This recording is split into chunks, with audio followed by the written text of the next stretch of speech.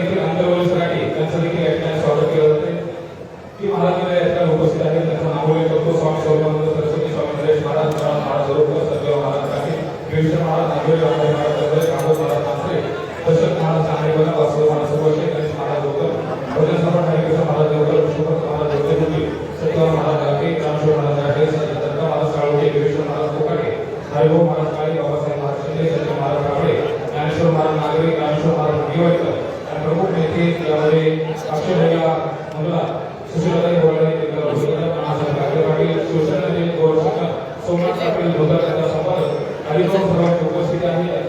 या सर्वांचं पंकजस्वामी संस्थांच्या वतीने शब्दस्वाने स्वागत करण्यात आहे. महत्त्वाचा एक कार्यक्रम या ठिकाणी होणार आहे.